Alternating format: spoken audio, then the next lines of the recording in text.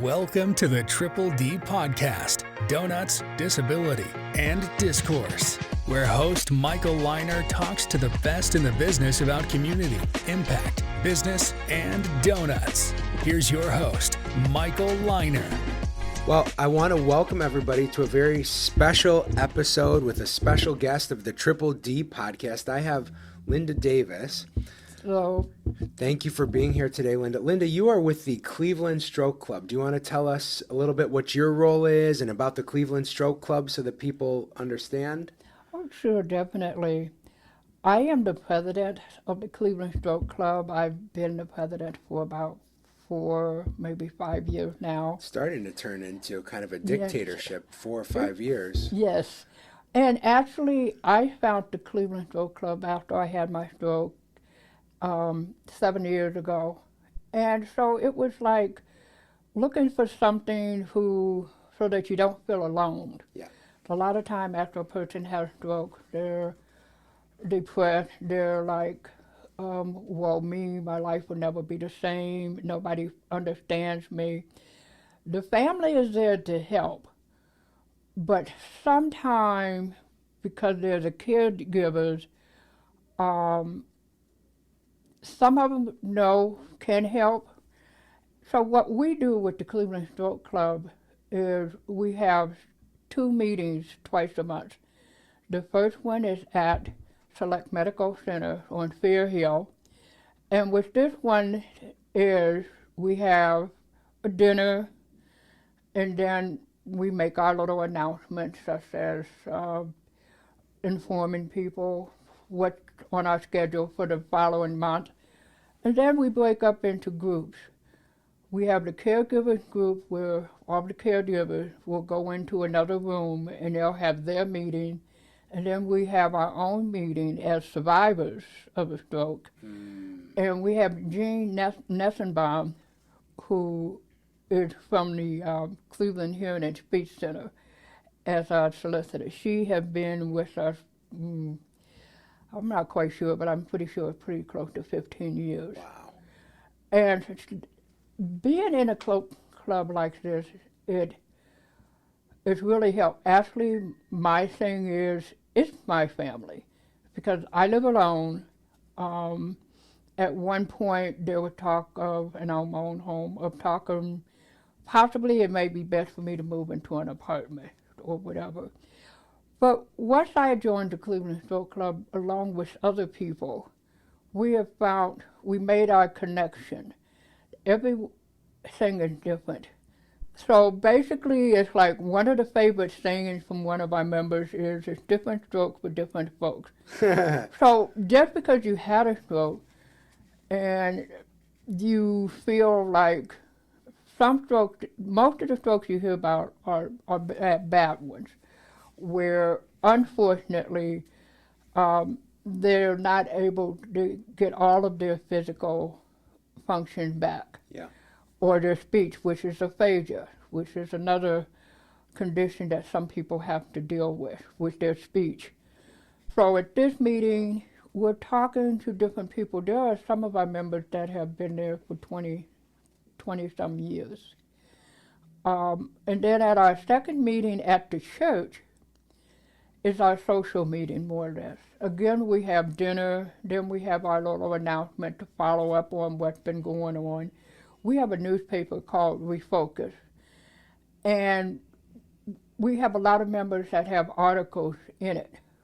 Yeah, so we have people who write little articles on books, beer making. We have a beer maker. We just have people that does a lot of different things. So at this meeting, as a matter of fact, that's the meeting that we're having tomorrow, and we have a talents and interest night. And what that is, the members of our group get to show off their talents, get to show off.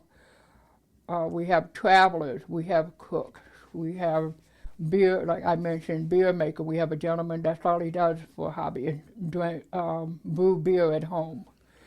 So, and he brings samples. So whenever he's at one of the meetings or something like this, we get little things of beer. Okay. So, And then we have people, we have an 104-year-old lady who is a member, and she makes and frames puzzles, big ones, Okay. picture frame type.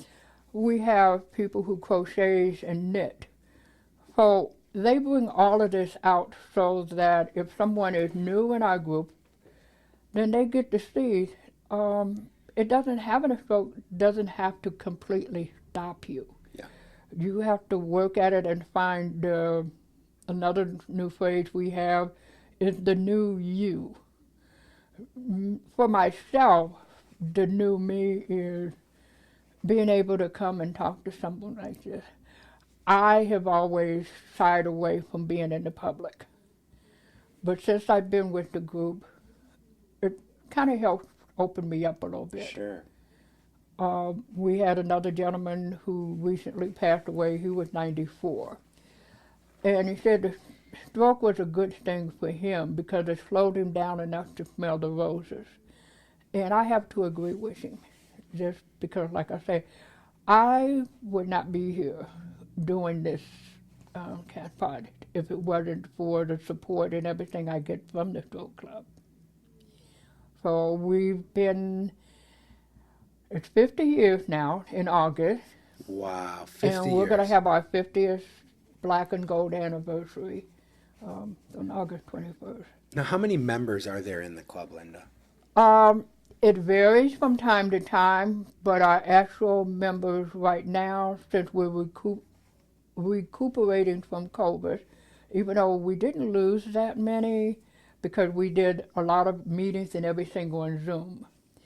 At the present time, when I looked at our reservations for dinner, I'm going to say we have anywhere from 40 to 60 people in our club now. Wow. And do you guys interact outside of the meetings? I mean, if you go on your website, I would encourage everybody to check out the website. We'll make sure to include a link to the website in the show notes and put it on social media as well. But there's so many great resources that you're providing people, you know, medical information, community resources. How do these come together outside of those meetings? We come together, we have most of the resources we get from our members. So, for instance, if a person like a particular physical therapist or a particular company, then we put it on our webpage as a resource, because by it coming from one of our members, we know that we can fairly trust the person that is there. Yeah. Almost everything on our research page have come from past and present members from organizations such as yourself, and just being out there. We also have outings, so like maybe Christmas, because we're not sure about the weather, we go to the botanical garden. Oh, okay. For Christmas. Monthly, we have outside luncheons, so we may pick a restaurant. Like last month, we were at Winking Lizard. So we're out there in the public to let it be known that you can still, you know, get out to the best of your ability. We're not asked. Safety comes first with our group. So if the weather is bad, I think last month it was, we had that sudden rainstorm on a Wednesday. Yeah, I remember that. We got in touch with all of our members to tell them to stay home because we weren't sure of the timing. And we got lucky. We reached everybody in time, and the storm did hit the general area that we would be that day. So it was lucky. Everybody was at home. Good. Waiting. Good. So the resources, like I say, just come from everyone who have done and getting out. Whenever we can go somewhere, invited, such as you on your podcast, then we go and talk about it and try to encourage people to give us a try. And this is May right now. We're in Stroke Awareness Month. Right. And I don't know if you know this, but this is something that's very personal to me because 2.5 years ago, almost 3 years ago, next month, my dad had a stroke.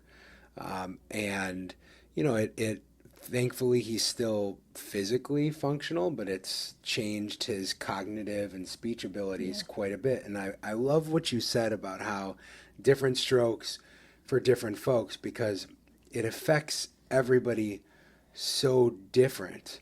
And I think people don't Definitely. understand that. I think people have an idea in their head of what it's like when somebody has a stroke, but you could be sitting right next to somebody in a restaurant who seems totally normal, doesn't look different at all, but it's possible that they had a stroke and they're having their own challenges. That is correct, because a lot of people, even though I use the wheelchair, but a lot of people still look at me and like, are you, and that question pops up, are you sure you had a stroke? Yes. But it took me, I did 3 years of physical therapy in order to learn back to walking. Like I said, I have some mobility, but it's limited. So that's why I use the chair. We have some people who have had stroke that still have some mobility, but they're back to driving. They play golf. We go swimming. It's all in the person's individual person. They have to find a way to start over. How quickly do members of the stroke club generally find you after they've had a stroke? I mean, are people in hospitals or rehabilitation centers where somebody might go to for an extended period of time after being in the hospital, are they aware of the Cleveland Stroke Club? Are they saying to somebody, listen, you're discharged from our care, but here's a group that maybe you should consider reaching out to for additional support? We are finding that more now, that some, not all, that some, we'll ask them, how did they find out about us? As you say, some from the doctor's office, some from physical therapists, Yeah. or by hearsay from other people. But unfortunately, we did run a pretty good campaign before where we were trying to leave flyers out or anything, and mostly by word of mouth. So we're there, and let's say the wife or somebody in the wife's family have had a stroke, and then she heard about us, and then they'll try to come. Sometimes we'll get more caregivers. I think like recently we have a few more caregivers than we do actual survivors, because they're in the beginning, they're in that mindset that they don't want to go out, they don't want to go anywhere, and don't want to do anything. So the caregivers will come to us to ask, how do we help our parents or our brother or our sister who had a stroke? How do we help them? So they're also learning as well as the survivors that come to our meetings. Basically, we're more of a hearsay group right now. Yeah. Let me ask you this, and I think that you've sprinkled a lot of like good nuggets throughout, just telling us about the stroke club and telling us about your own path and journey. But I think a great way to close, as the president of the stroke club, is there specific advice that you would give to people after they've had a stroke, specific advice that you would give to their caregivers, things that people may not know without hearing from somebody who's as far along in their journey after having a stroke as you are? I would, first to the caregivers, would say not to push them beyond their limit. Because first of all, sometimes the doctor will say, you may be as far as you can go. You can't go any further. Then you can't encourage them, but don't push them. Yeah. To the person who have actually had the stroke, I tell them, don't give up. Find, even though we're promoting the Cleveland Stroke Club, find a club which you are comfortable with. find a group that you are comfortable with. It may be near your home, someplace else, but you try to find some place where you're comfortable with it. And just don't give up. Yeah. You know, you are at that point where if they don't get the proper encouragement from the physical therapist, from the doctors, from people around them, then they'll have the tendency to give up. If everybody has a little bit of a positive, then that will sometimes bring a lot of people out. I've seen that.